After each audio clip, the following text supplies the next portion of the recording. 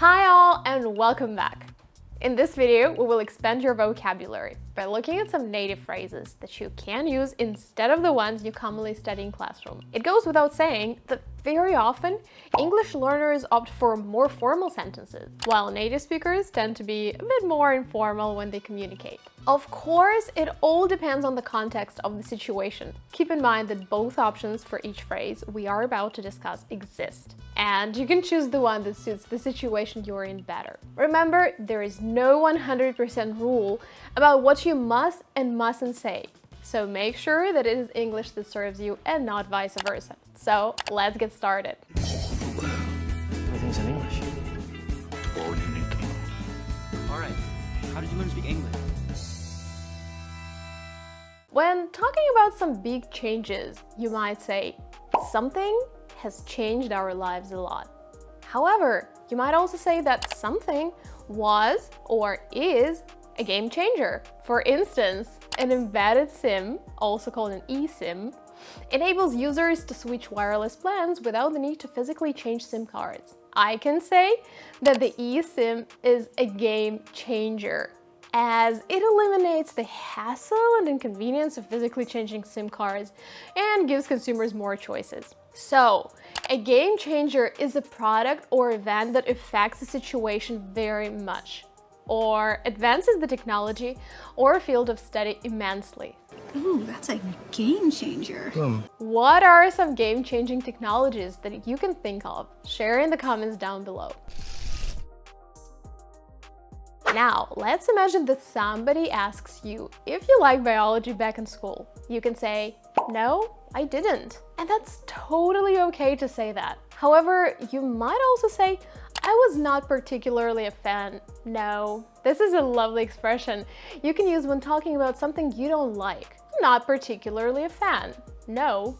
I'm not a fan. If you like something instead, you might say, I'm really a fan of. I'm really a fan of programming. I'm a big fan of homeostasis. You could also go for other informal expressions such as I'm really into, I'm really into rented clothes. or I'm fond of. Maybe I'm fond of it. Do you enjoy studying? Oh yes, I'm really into it. I'm also a really big fan of modern art. I'm particularly fond of post-impressionism, with Starry Night by Vincent van Gogh being my absolute favorite. My absolute favorite dish here. When talking about some challenging situations involving a lot of stress, students will often use the adjective very stressful. For instance, it was very stressful for everyone. Another interesting adjective with a similar meaning would be nerve-wracking. You can say, it was pretty nerve-wracking for everyone. Something that is nerve-wracking is what you think is difficult to do and causes you a lot of worry. Giving that speech was the most nerve-wracking thing I've ever experienced. When was the last time you went through a nerve-wracking experience? Yeah, it's a little nerve-wracking, but If you don't want communication with native speakers to be a nerve-wracking experience for you, join our course. We will embark on a short 2-month journey together, starting off the coast of the advanced level and reaching the land of proficiency. Along the way, we will polish your grammar, expand your vocabulary, help you to speak naturally, and introduce more high-level lexes in your speech. The trip is about to start, so get packing. The link with the secret promo code is in the description below. Moving on.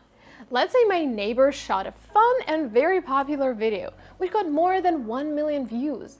This means that he can later tell his friend. The video became very popular across the internet. Or, the video went viral. To go viral means to become very popular on the internet in a really quick amount of time. Videos featuring animals often go viral. The clip went viral, as they say. What about this sentence?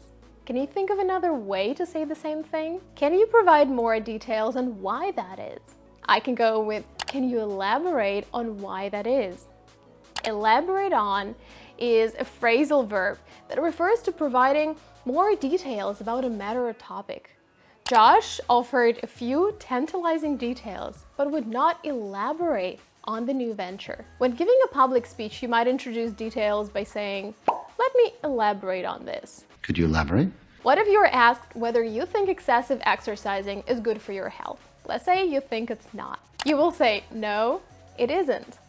Or, no, I don't think so. Instead, you might go with, no, I can't say that it is. Or, no, I can't say that. Just keep it simple. No, I can't say that. Do you think that college made a huge impact on your life? No, I can't say that. You can also use, I wouldn't say that. If you watched the Johnny Depp and Amber Heard defamation trial, you might have heard her saying, no, I wouldn't say that, a few times while being cross-examined.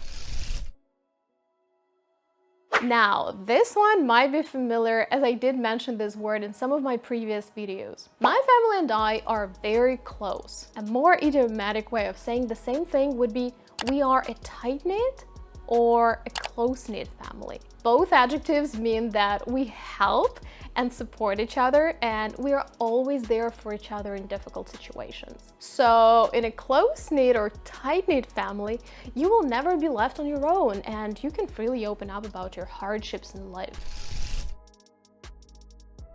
Moving on. What if I want to say that a person made a problem seem less important than it really is? For instance, during the meeting, my colleague starts discussing something irrelevant, while there is a lot more on the agenda. I might say, I don't want to make this issue seem less important than it really is, but I do think that we have more important matters to discuss during this meeting. However, it would be way simpler to say, I don't want to trivialize the problem, but I do think that we have more important matters to discuss during this meeting. As you already got, to trivialize is to make something seem less important than it really is, or even treat something as unimportant. People can trivialize problems, such as racial tension, feelings, or ideas. Your boss can trivialize your ideas, which means he will say that he thinks there is nothing special or ordinary about them. If you had a boss who trivialized your ideas, let us know down below. I have never been greatly impressed by celebrities. I can also say, I have never been starstruck. Those who are starstruck usually feel too much respect for famous people, especially actors or performers. You know this feeling when your knees start trembling and you cannot breathe whenever a famous person is nearby? This is starstruck. If you are starstruck by someone, you will probably find it difficult to approach this person and talk. You will need to gather all your courage or work up the courage to do it. The expression to work up the courage to do something means that you fight your fear or you succeed in making yourself do something that you are not comfortable doing or you're afraid of doing for some reason. So instead of saying, I gathered my courage and walked to my new boss, I would say, I worked up the courage and walked to my new boss. One more example would be, I wasn't sure I could work up the courage to talk to him after everything that happened. I can also say that I worked up the nerve, which means that the situation was not so dramatic and I didn't contemplate this decision so much.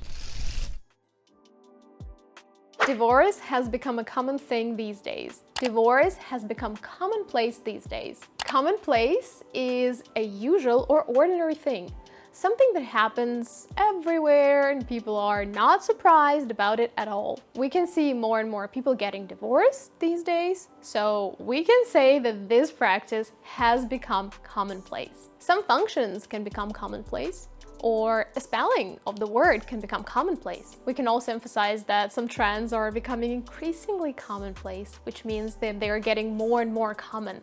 Quite commonplace. Finally, what's another way to say in terms of? It is when it comes to. This is a more idiomatic way of saying the same thing and introducing the topic you want to cover. When it comes to safety, quality matters.